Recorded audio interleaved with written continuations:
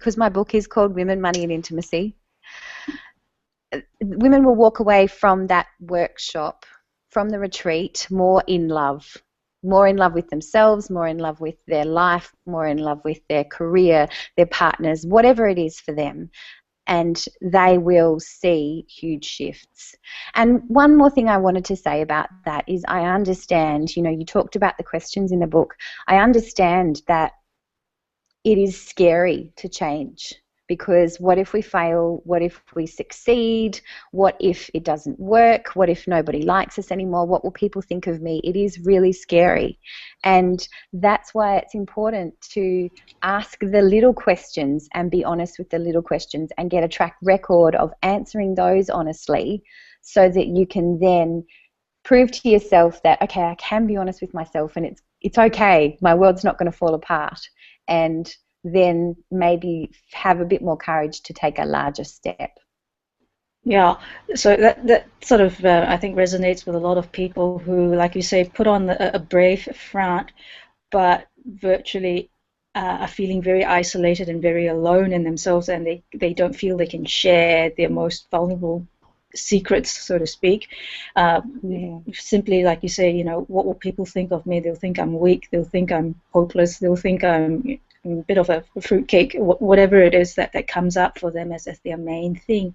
So can you just run us through, just as a bit of a teaser, some of the questions you have in that book, and which were sort of the most powerful questions you asked yourself that gave you those huge light bulb moments that caused the start of that shift for you, and consequently got you to where you are today? Some of the most powerful questions in the book are the decisions I made about myself as a little girl. Those decisions I made that resulted in me believing I wasn't as important as a man in my life, which stemmed from really a decision that was made around 4 years old, because my dad didn't come to something that was at preschool.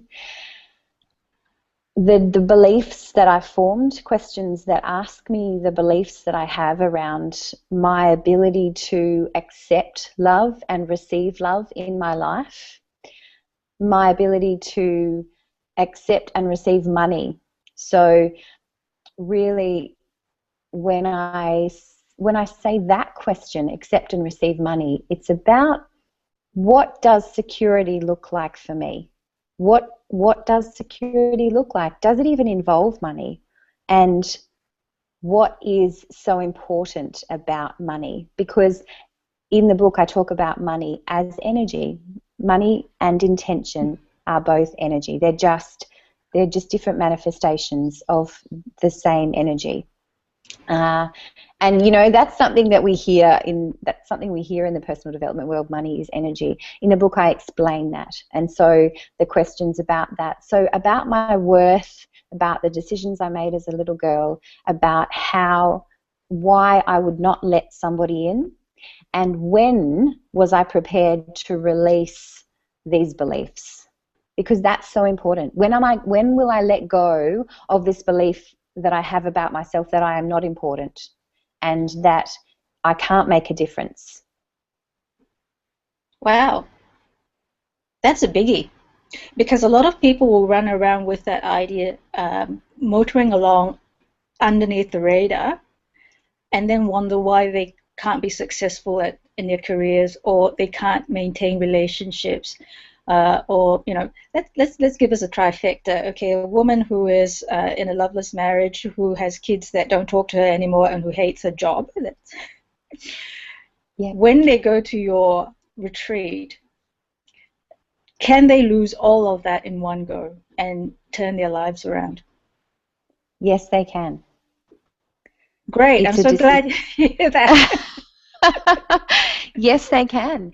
It's a decision, and when the work that I do explores so deeply the questions and the decisions that you made about yourself, that a woman can walk away a completely different person to the person she was when she walked in 3 days ago.